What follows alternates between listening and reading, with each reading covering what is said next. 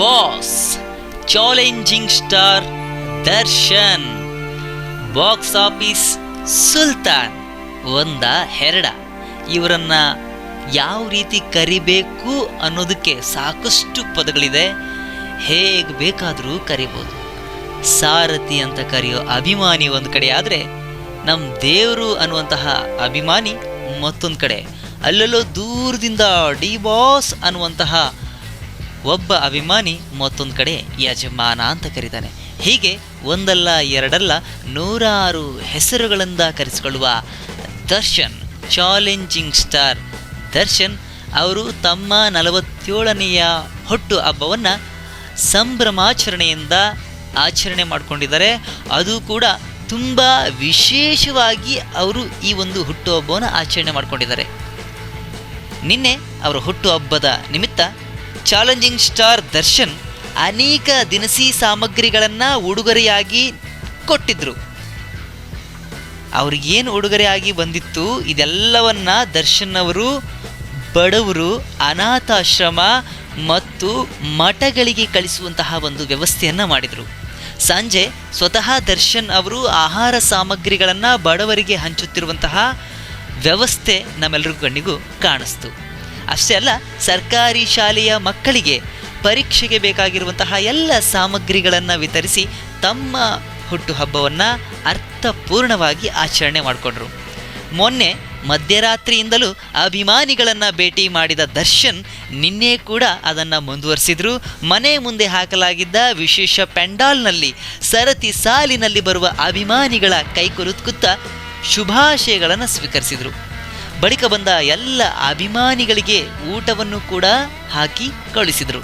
ತಮ್ಮ ಹುಟ್ಟುಹಬ್ಬಕ್ಕೆ ಕೇಕು, ಹಾರ ತರೋದು ಬೇಡ ಅಂತೇಳಿ ದರ್ಶನ್ ಅವರು ಪ್ರತಿ ವರ್ಷದಂತೆ ಈ ವರ್ಷ ಕೂಡ ಮನವಿ ಮಾಡಿದರು.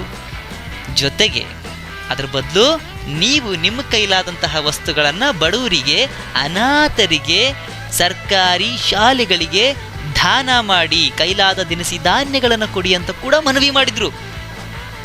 ಇನ್ನು ಸೆಲೆಬ್ರಿಟಿಗಳು ಸುಮ್ಮನೆ ಇರ್ತಾರಾ? ತಮ್ಮ ಕೈಯಲ್ಲಿ ಎಷ್ಟು ಸಾಧ್ಯನೋ ಅಷ್ಟು ಪ್ರಮಾಣದ ಅಕ್ಕಿ, ಬೇಳೆ, ಗೋಧಿ ಹಿಟ್ಟು, ಅಡುಗೆ ಎಣ್ಣೆ ಈ ರೀತಿ ತಮಗೆ ತೋಚಿದಂತಹ ವಸ್ತುಗಳನ್ನು, ವಿಧ ವಿಧವಾದಂತಹ ಸಾಮಗ್ರಿಗಳನ್ನು ತಂದು ದರ್ಶನ್ ಅವರಿಗೆ ವಿಶ್ ಮಾಡಿ ಆ ವಸ್ತುಗಳನ್ನು ಅವ್ರ ಕೈ ಕೊಟ್ಟು ಹೋದರು. ಇವೆಲ್ಲವನ್ನು ದರ್ಶನ್ ಮತ್ತು ತಮ್ಮ ಸಂಗಡಿಗರ ಜೊತೆಗೂಡಿ ಅರ್ಹರಿಗೆ, ಬಡವರಿಗೆ ತಲುಪಿಸುವಂತಹ ವ್ಯವಸ್ಥೆಯನ್ನು ಬಹಳ ಅಚ್ಚುಕಟ್ಟಾಗಿ ನಿಭಾಯಿಸಿದರೆ ಹುಟ್ಟು ಹಬ್ಬದ ಪ್ರಯುಕ್ತ ಅನಗತ್ಯ ಖರ್ಚು ಮಾಡುವ ಬದಲು ಈ ರೀತಿ ಅರ್ಥಪೂರ್ಣವಾಗಿ ಹುಟ್ಟುಹಬ್ಬ ಆಚರಣೆ ಮಾಡಲಿಕ್ಕೆ ಅಭಿಮಾನಿಗಳಿಗೆ ಸಂದೇಶವನ್ನು ಕೊಟ್ಟು ಹೊಸದೊಂದು ರೀತಿಯಲ್ಲಿ ಹುಟ್ಟು ಹಬ್ಬಕ್ಕೆ ಚಾಲನೆ ಕೊಟ್ಟಿದ್ದು ಡಿ ಬಾಸ್. ಪ್ರತಿ ವರ್ಷದಂತೆ ಈ ವರ್ಷ ಕೂಡ ಇದು ಮುಂದುವರಿತು. ಈ ರೀತಿ ಸುಮ್ಮನೆ ಕಟೌಟ್ಗಳಿಗೆ ಹಾಲು, ಹಾರ ಮತ್ತು ಪಟಾಕಿ, ಕೇಕು ಇದಕ್ಕೆ ಖರ್ಚು ಮಾಡುವ ಹಣದಲ್ಲಿ ಯಾರೋ ಬಡ ವಿದ್ಯಾರ್ಥಿ ಓದಲಿಕ್ಕೆ ಅಥವಾ ಬಡವ ಹಸಿದವನಿಗೆ ಅನ್ನ ಹಾಕುವಂತಹ ಈ ಒಂದು ಕೆಲಸಕ್ಕೆ ದರ್ಶನ್ ಅವರು ಒತ್ತನ್ನು ಕೊಟ್ಟಿದ್ದಾರೆ. ಅದನ್ನು ತನ್ನ ಸೆಲೆಬ್ರಿಟಿಗಳು ಕೂಡ ಹೇಳಿದ್ದಾರೆ. ಅದೇ ರೀತಿ ಸೆಲೆಬ್ರಿಟಿಗಳು ಇದನ್ನು ನಿಭಾಯಿಸಿದ್ದಾರೆ. ಹಾಗೆ ಹ್ಯಾಟ್ಸ್ ಆಫ್ ಟು ಎಲ್ಲ ಸೆಲೆಬ್ರಿಟಿಗಳಿಗೆ ನನ್ನ ನಮಸ್ಕಾರಗಳು.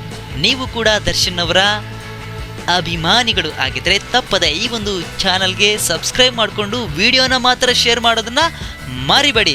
ಮತ್ತೆ ಮುಂದಿನ ವಿಡಿಯೋದಲ್ಲಿ ಸಿಗೋಣ ಸ್ನೇಹಿತರೆ. ಅಲ್ಲಿಯವರೆಗೂ ಜೈ ಭುವನೇಶ್ವರಿ, ಜೈ ಚಾಲೆಂಜಿಂಗ್ ಸ್ಟಾರ್ ದರ್ಶನ್.